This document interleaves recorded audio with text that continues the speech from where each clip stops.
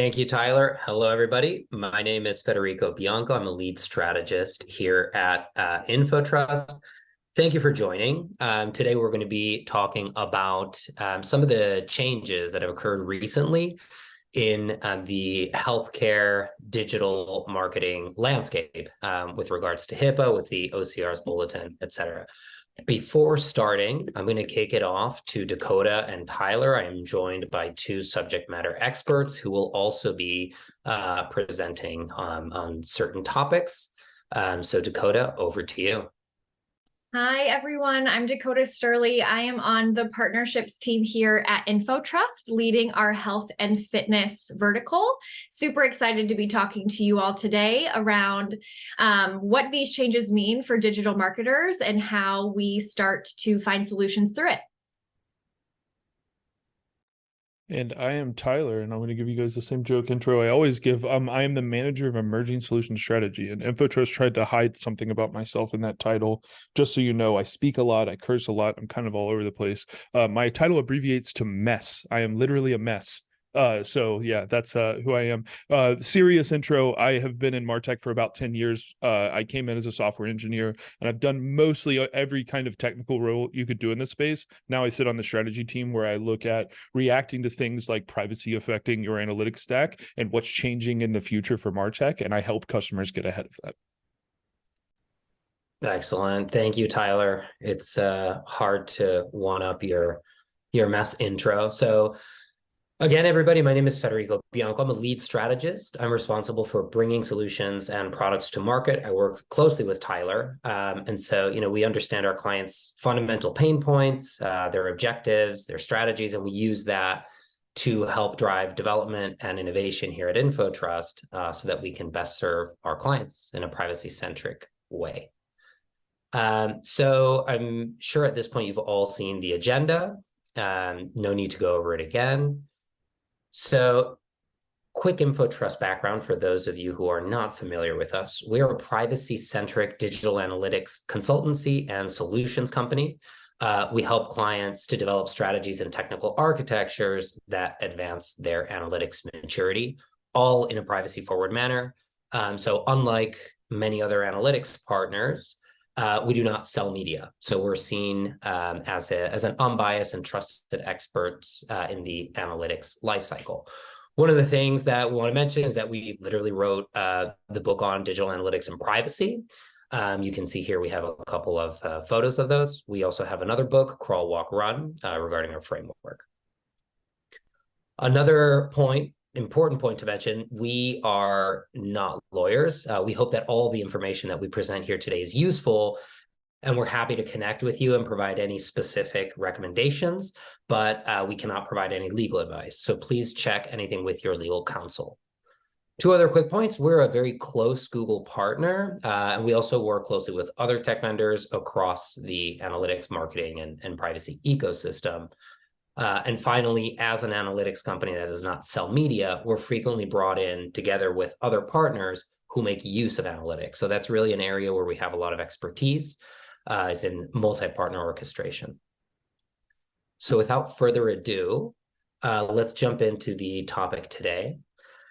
So our starting point of today is essentially a regulatory disruption, which I think bears a bit of explanation. So first of all, what does the OCR do? The OCR is the Office of Civil Rights of the U.S. Department of Health and Human Services. They're tasked not with creating the regulations, which are encoded in HIPAA, but rather with enforcing HIPAA. So what happened exactly? In December of 2022, the OCR issued a bulletin highlighting the obligations of HIPAA-covered entities and business associates. This is what they considered regulated entities under HIPAA rules when using online tracking technology. So you'll see on the right side, one of the most important phrases that they've put out there, which is regulated entities are not permitted to use tracking technologies in a manner that would result in impermissible disclosures of PHI to tracking technology vendors or any other violations of the HIPAA rules. So what exactly does this mean? Let's start with a couple of definitions and explanations. So for tracking technologies, for the purposes of today's discussion, we're going to refer to digital analytics platforms, such as Google Analytics, given how prevalent its use is. And a key issue to note here is that Google Analytics and other digital analytics platforms fall within the scope of the enforceability based on this new guidance, because it's a tracking vendor that does not currently have a BAA, or a business associate agreement. We'll come back to that a little bit later and why it's important. And then another point to mention is EPHI. So this isn't intended to become overly technical, but understanding what EPHI means does help to give some context into the reasons behind these regulatory changes. So EPHI is essentially, it's electronic protected health information. It's equally referred to as IIHI, or individually identifiable health information. It implies that, one, the data is reasonably able to be associated with or identifiable with an individual, and two, that there is health-related data there. So let's go a level deeper. So what is considered identifiable? Here we're looking at one of the two components of EPHI. According to the National Institute of Standards and Technology, here are a couple of definitions for IIHI. There are also several data parameters that the US Department of Health and Human Services considers can be used in order to identify an individual. And so some of those are somewhat evident, like somebody's name, telephone number, email address, account numbers, etc. This also includes geographic subdivisions, smaller than a state. And then very importantly, included in this list of data parameters that could help identify an individual, we see IP address. And this is typically considered personally identifiable information. So this presents an issue because the IP address is automatically collected in client-side implementations of Google Analytics. Next slide, please. So there we have the identifiability component. Now we'll take a look at what health-related data is. I'm not going to read off this slide. This is for your reference. There are also some links to the sources. But essentially, the point here is that in the past, when a user went to a health-related website or a HIPAA-regulated website, and for example, just browsed through information regarding medical products, let's say orthopedics or dentures, that wasn't necessarily considered EPHI. However, the OCR's guidance suggests that any data that can be used to infer a past, present, or future medical condition, and here I've bolded it, or healthcare or payment, and is associated with an identifier is likely to be considered non-compliant. So this means that visiting a HIPAA-regulated website, broadly speaking, and visiting a page, orthopedic products, ENT issues, whatever it is, that could suggest a medical condition could now likely fall under OCR scrutiny. So really the big takeaway here is that there's a substantial increase in the amount of IIHI data that is being sent to third-party vendors who do not necessarily have a BAA in place. Therefore, Google Analytics may no longer be compliant in many instances for key use cases. This is actually substantiated by Google on the website. Again, we have linked some sources here, so you can take a look as well.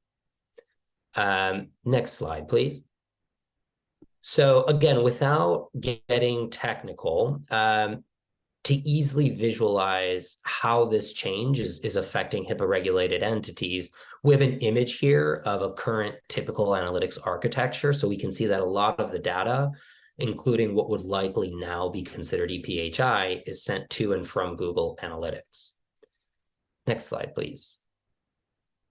So now with this regulatory change, this is how data availability and flow appears in the same architecture. So if privacy changes stop the flow of Google Analytics, then organizations are essentially cut off from advertising, reporting, and modeling. So of course, these are key business functions. So given this change, these are some of the main challenges that HIPAA-regulated businesses are facing. So of course, there's significant data loss and associated impacts as a result of not being able to use GA or just ripping out Google Analytics. That implies an inability or great difficulty in reporting on user engagement, enabling any solutions that are further downstream. It causes difficulty in media effectiveness and attribution, marketing and channel analysis, et cetera. And then if organizations do decide to switch platforms, then there is a potential loss of investment in the development work, for example, in the data layer that was carried out. And this is especially relevant, of course, for organizations who recently migrated to Google Analytics. There's also the question of switching costs and ramp-up time. So changing an analytics platform can mean starting from scratch with your site tracking. And that can take months, in some cases years, to recreate and to ensure that the data is accurate. And then finally, as organizations choose a solution, they should look at what possibilities are there that will allow them to quickly adapt to regulatory changes without considerable investments and time. So we do think that regulation is going to continue to change in various industries. And so, we think it's very important to be able to own your data and to be able to own your architecture in a way that's flexible. So with all of that said, now that we've made some sense of this new regulatory guidance and the impacts, let's take a look at some of the guardrails that are related to regulated entities' marketing activities, which will give us more context to evaluate other solutions. Awesome. So now that we've understood how that law is interpreted and policed by OCR and other regulating groups, let's get into the impacts for digital marketers. I will say, like Federico mentioned before, all of these decisions need ran by your systems legal teams, right? This is guidance on how to have a privacy-centric lens, but comfort level and final decisions of marketing activities now requires legal to be involved and gauge that level of safety or assumed risk. But however, there are some clear implications that all of this means for digital marketers within the healthcare space. So first and foremost, partners and BAAs. A review of what platforms or partners you're working with who have access to collect or store that data should 100% be assessed. If those partners have access to any PHI, having a BAA in place is going to be step one, and that could impact either what platforms you're working with or what partners or marketing agencies you are relying on to carry out your marketing activities. If you partner with an agency, for example, email marketing to your patient database, do you have a BAA in place? That needs to be there, because are they segmenting audience by relevant awareness months coming up and pushing messaging to them? All of that starts to get a little bit of a gray area with PHI, and having that BAA in place ensures that your partners are operating under protecting PHI with HIPAA. So the ability to remarket under this change ruling by OCR for HIPAA is unfortunately somewhat gone. If this is a tactic or targeting strategy you're currently using, there needs to be a thorough review of how those audiences are being built for ad retargeting. If PHI or even things like sensitive information in the URL that could give away service line, physician, health information, this may introduce a risk to your business. What this does lead to is discovering new ways to still behavioral target relevant, engaged audiences that still protect the identity of the user coming to your website or landing pages. Lastly, I know we're really focused today on analytics platforms itself, but it goes beyond that. Any third-party tag on your website or landing page, think Meta, TikTok, LinkedIn, if you're doing physician referral marketing, tags for your agency's DSPs. If that is collecting PHI, this introduces a risk to the business. This means you either have to remove that pixel, which no one wants to do, or find out a way to change and maintain what that pixel can collect, where it can share that information to, in order to have the ability to see those conversions. losing the ability to see conversions and optimize your campaigns towards them clearly results in a super less efficient and effective media spend as you find other ways to action against it. No one really wants to report out on a click-through rate to your CMO and CFO while trying to show ROI. So how can we still have that visibility to prove marketing dollars are driving a business impact, whether that is physician referrals, appointments, visits, so be it. Now that Federico's talked through the changes, what it means, and we've started to identify some marketing impacts, I'm gonna throw it over to Tyler, and he's gonna talk through, but what can we do? What are solutions? What are some things we can put in place? As he starts that, there are gonna be some polls that pop up on your screen, really focused around, did you know this stuff? How new is this information? Did you have a thorough understanding? And how have these changes started to impact your business? So I will pass it over to Tyler. I'm going to give you guys just a second because I know the polls pop up. But what we're talking through, I'm going to give you an idea of what I'm going to cover while you're filling those out. Is I want you to have an idea of like, what is a quick fix? What is a long-term solution? What can I do now? If I'm trying to react quickly, what can I do long-term? What are the best options? So I want to frame from a technology perspective, really how you could be thinking about this and how to make an intelligent decision. The other thing I'm going to do, because we haven't had a single question asked yet, is I'm going to get way too technical, so you have to ask me what I just said. Kidding, but please, if there's anything that comes up or you want to know how to compare platforms, you want to know, there is not a bad question. So please feel free to reach out if there's anything that doesn't make sense. So here we have a list of platforms, and maybe there's a platform you're interested in that doesn't show up on this slide, but likely if you were thinking, oh no, I'm getting a thank you for accepting my challenge. I'm looking forward to a good question. We had in chat, we have a challenger. So likely the platform that you're thinking about changing to from Google Analytics, if you were in the camp that Google Analytics hasn't signed a BAA, we don't know when they're going to sign a BAA, and now we're nervous about them as a platform. So I'll talk a little bit later about why you might not need to get rid of Google Analytics, what your options are. But if you were thinking about how can I react, what do I do? Likely you looked at one of these. These are different ways, but to the person that hasn't been in MarTech for a long time or doesn't necessarily fill all the roles that these platforms associate, you wouldn't exactly know, how do I separate this one from this one? How do I compare them? How do I understand how I can make an intelligent decision against this list? And that's what we're going to aim to do, is classify what really are your options here when these get thrown at you, and what could you do as a company to navigate this kind of the regulatory situation. You can go next slide.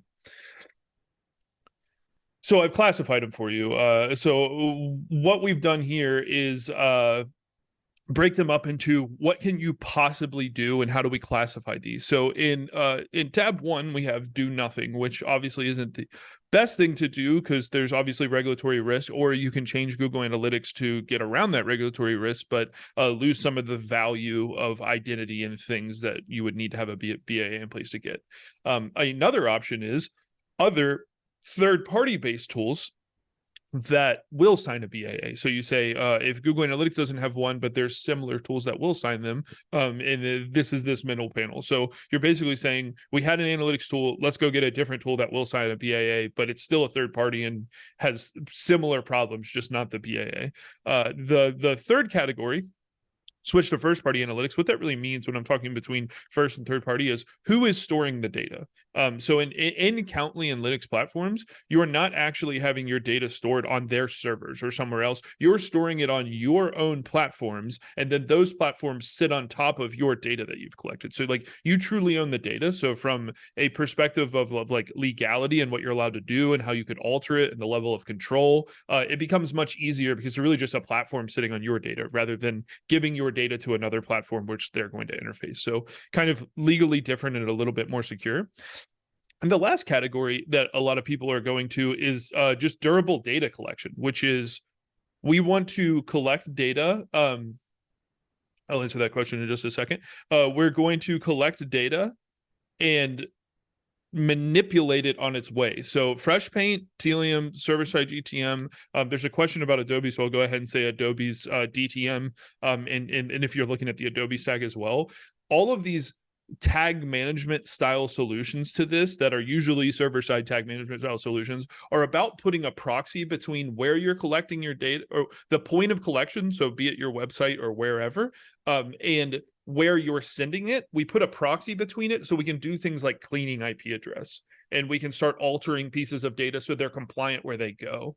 So rather than the first three columns being platforms that collect data, and we're thinking about how do we position ourselves as the platforms, the durable data collection is about saying, when we collect data, how can we manipulate it or make sure that we're, from the point of collection, we're governing this in a way that it doesn't break our rules and we won't send compliant data to any platform. So it's just kind of a proxy. Where Adobe Analytics stands in this would be in the middle, the second column and the fourth column. So Adobe does have a server-side option that you would be able to, if you're talking about the tag manager, if you're talking about Adobe Analytics or even Adobe Audience Manager, that's all built off of data that is stored in the Adobe servers. Adobe isn't they don't like Lytics. They won't let you like put your data in BigQuery and set data on top of it. You have to send that data to Adobe. So they'd be in the second column.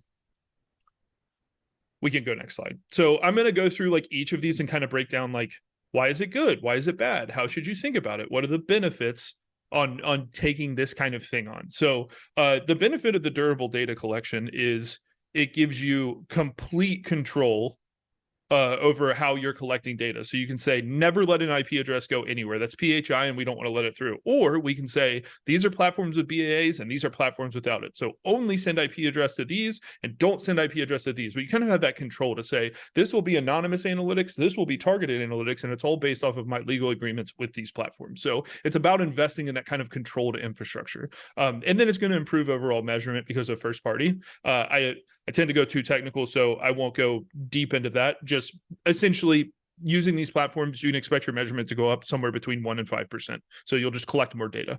The issue with them is not in the case of server-side GTM if you're already on client-side GTM, but if you're ever switching from one platform to the other, they don't all use the same data layers. They don't all use the same tracking. So there could be a need to actually change your data layer, which is quite a technical undertaking.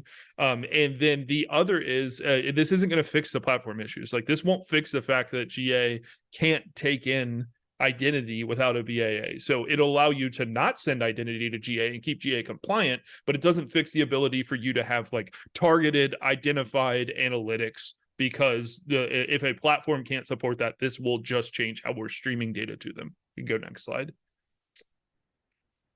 Zan, it's a lengthy question. I'm going to get to it right when I get through this section. So I'll read that in a minute. So alternative, they support BAA. It's lift and shift. They're closest to GA functionality. So you say, I had GA doesn't have a BAA. How do I get as quickly as possible to the next thing? So switching to essentially what this allows you to do is keep the same functionality, but it's still third party and you still have to do onboarding. So you're going to have to technical debt of getting your team trained on all of these, and there's a chance that you'll just end up in a legal situation with these platforms as well, because they're still third party. We can go next. And then so you have the first party data model with first party analytics, and that's good because you own the data. There's no vendor lock-in. This is awesome. The one negative I'll say is when you have more capability, you need more governance. What this means is you're now able to store it where you can collect a BAA, or you can have a BAA so you can collect everything, but you can't market against everything. You're still not allowed to reach out on certain fields. So now you have to have these concepts of what data is just for visualization and business decisions, and what data am I allowed to communicate with customers on? And then you kind of get into this elevated world of two data models. How are we thinking about this? So that is sort of a drawback, but it's a drawback from a better capability. And then again, you're switching platforms. So it's just onboarding and training. It's going to take some time to switch to this world. And then so let's look at maybe an alternate world. What would be ideal if we look at all of these things? We definitely want control over our data stream. We want to be able to alter it. We want to improve overall measurement. We need a platform that has a BAA in place.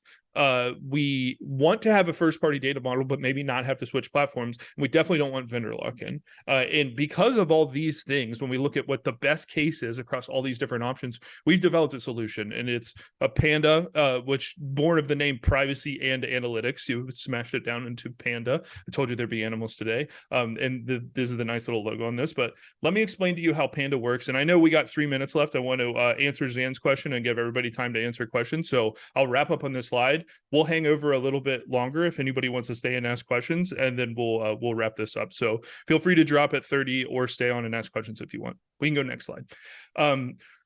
What is Panda? What is this thing we've built? Why does it achieve all those things that I said would be best in this state? Essentially, what we've done is through server-side tag manager, which can be hosted in any cloud environment, and all of such cloud environments can have a BAA.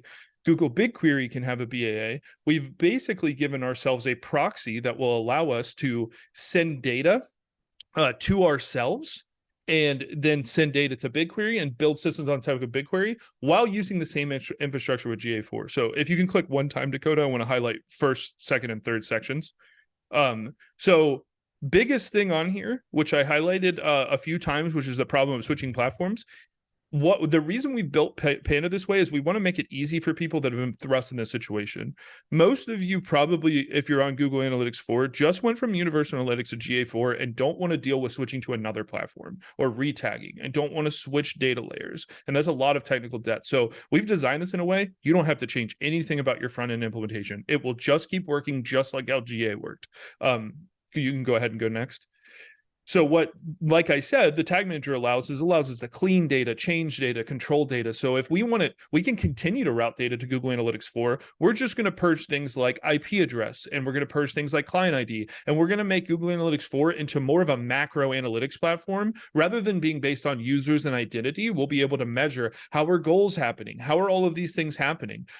So we would still be able to use the platform and all of the things that you have set up in it. We're just going to strip all the identity from them. You can go next. We're not going to lose that identity. We had that identity in the server-side container. We just didn't share it with Google Analytics.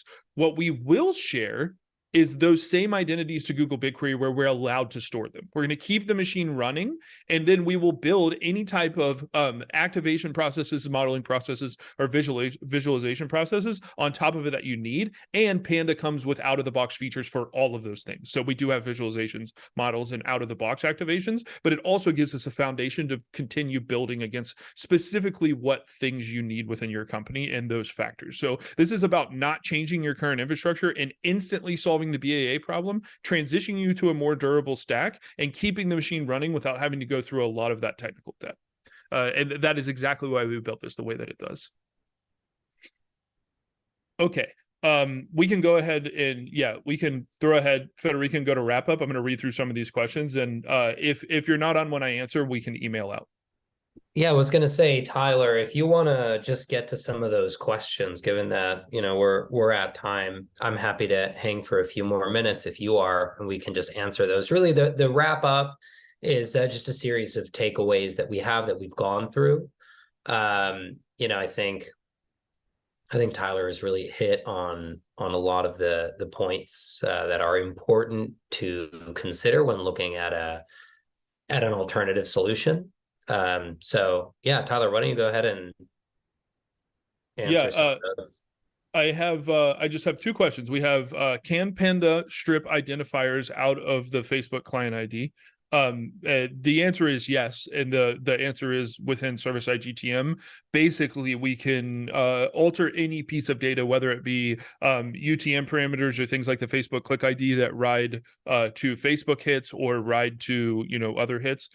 Essentially, we have a proxy for any bit of information, and it becomes a tagging configuration at that point. But what you're asking is, I have data here. I need to get it here, but I want to manipulate it in the middle. What server-side offers you is that control for that manipulation, and you'll always be able to do that. So more questions like that, the answer is almost always going to be yes, and it can become even more complicated where you can start thinking about adding data and enriching data, not just stripping or manipulating, but even adding more data and making sure it gets to those points. So, and then Zan, I want to answer your question as well. So I would want to talk to your legal team further, and we're happy to do that if you want to get on a call. Zan's question was around like what is the compliance of server-side GTM when in conjunction with just CCPA and really any regulation.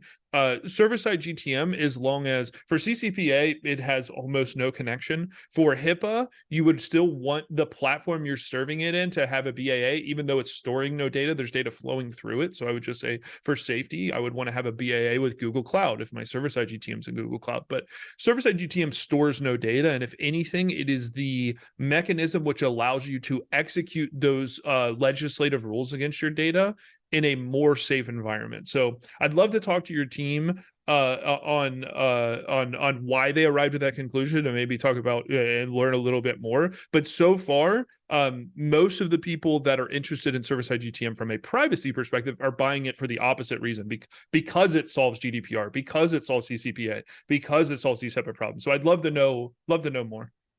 And we got one more question from Amanda that came in.